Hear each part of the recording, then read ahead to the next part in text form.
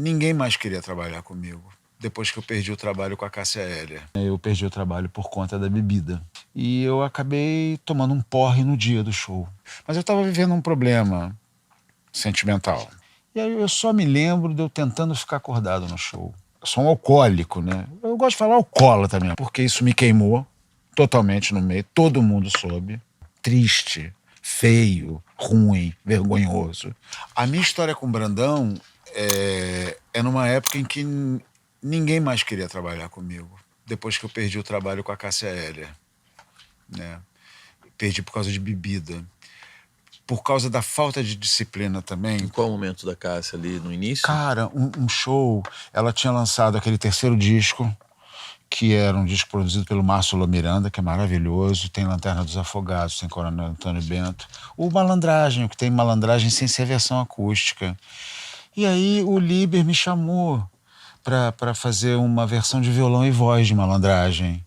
E eu fui. E foi pro rádio. E aí se tornou um sucesso, né? E ela me chamou.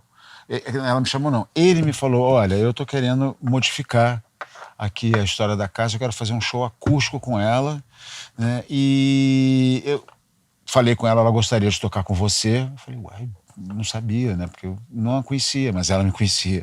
E a gente já, né, trabalhou no Legião, eu já tinha tocado no Legião. E ele falou: e eu quero que você chame uma pessoa, Serginho, mas eu não quero que você chame nenhum músico conhecido. Né? Eu falei, caramba, Rafael. Ele falou, me chama um cara novo, vamos botar uma pessoa nova, vamos chamar esses caras, já muito, né?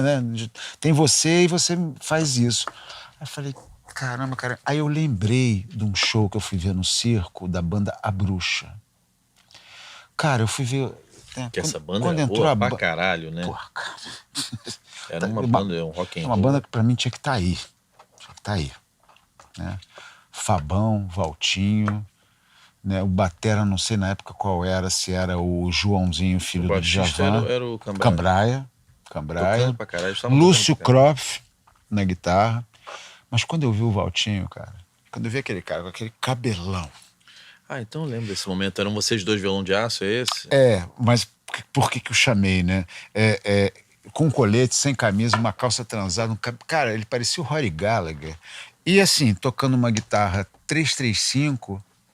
espetada no amplificador sem nenhum pedal, tocando muito. Eu falei, cara, quem é esse cara? Eu me apaixonei. Eu falei, cara... Aí, quando o Rafael... fui conhecer os caras, Maurício Barros me apresentou, que era quem conhecia todos eles e tal, né? Acho que eu até já tinha conhecido, mas fui ver o show. E aí eu sei que quando eu pensei, falei, vou chamar o Valtinho. E aí eu liguei pro Valtinho, isso e aquilo e tal. Você topa? Porra, claro, né? Tocar com a Cássia, não sei o quê. E aí liguei pro Rafael, falei, Rafael, já tem um cara. Ele falou, você decidiu, é esse o cara, vamos marcar estúdio. Marcar estúdio não, vamos marcar, dá pra fazer uns ensaios na sua casa? Aí eu morava ali na Rua Faro, começamos a ensaiar. Ela chegava de manhã, 10 da manhã, com um pote de café. Eu falei, o que é isso, café? Ela, café, senão eu tremo. Eu falei, é verdade? Não, tô brincando. Ela era muito brincalhona, muito tímida, cara, uma loucura, assim. Mas começamos a tocar, e aí eu comecei a trocar com ela, assim, a mostrar meus discos, a sugerir músicas, tudo, e a gente montou o show. Ela já veio com esse repertório desse terceiro disco, algumas coisas novas do Nando e da Marisa, umas outras coisas, assim, que ela garimpava muito bem, né? Canções, e ela tinha uma ligação com aquela chamada Vanguarda Paulista, né? Itamar Assunção, Arrigo Barnabé, né? O Grupo Rumo, etc., então, mas eu colaborei com algumas coisas. Infelizmente, aí fizemos o show na Ritmo, né? Foi um sucesso, o Nando estava lá, começamos a fazer Brasil, não sei o quê. E aí fomos para a Alemanha. E aí, infelizmente, na Alemanha eu perdi o trabalho por conta da bebida, né?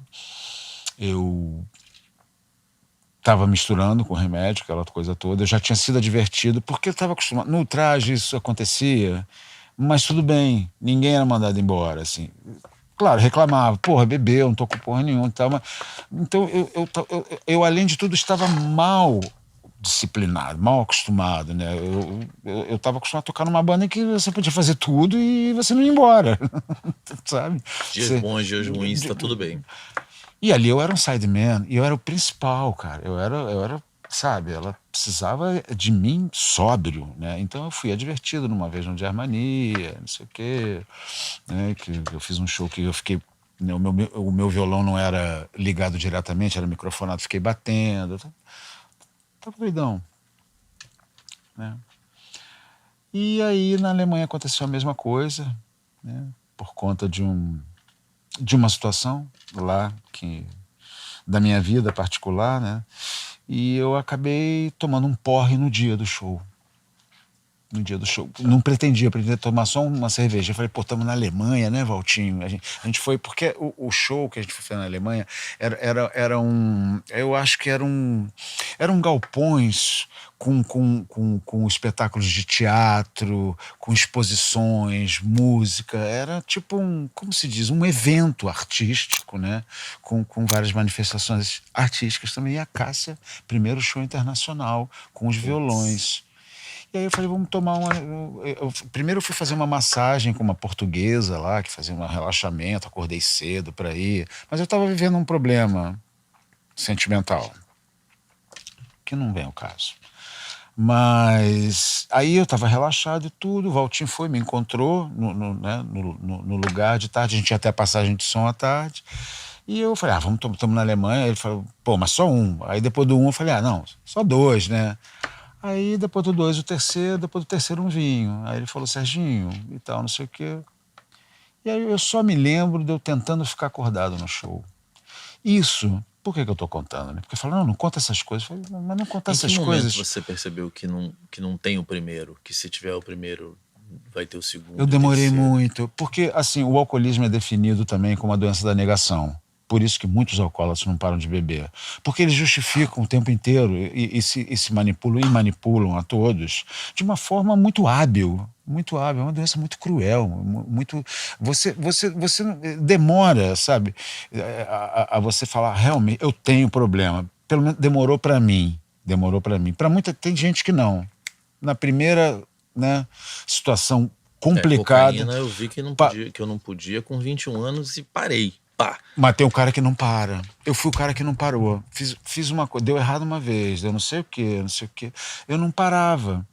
Porque E não é fácil também, né, Serginho?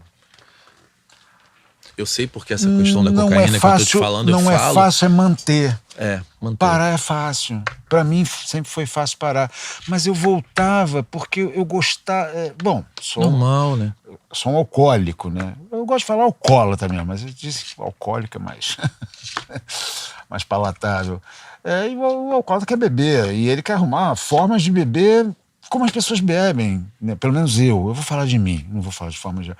Eu queria conseguir, né, beber normalmente, não fazia, mas e o que me atrapalhava? Eu conseguia algumas vezes, e eu não bebia todo dia.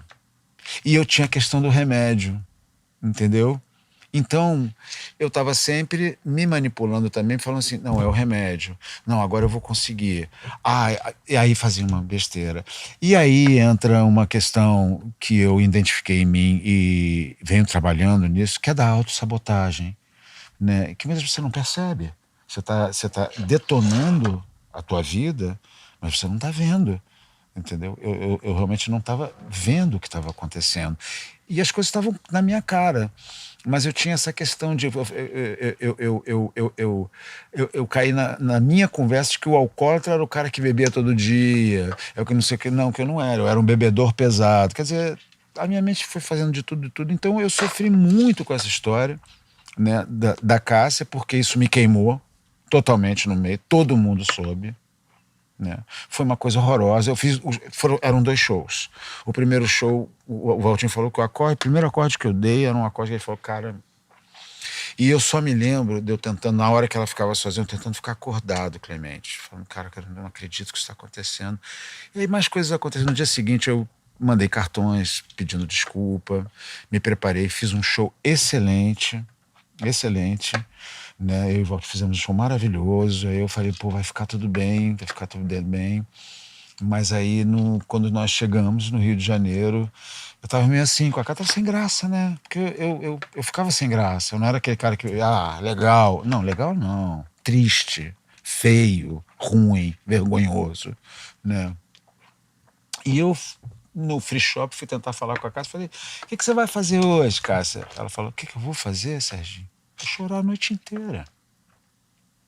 Aí eu fingi que não entendi pra mim mesmo, né?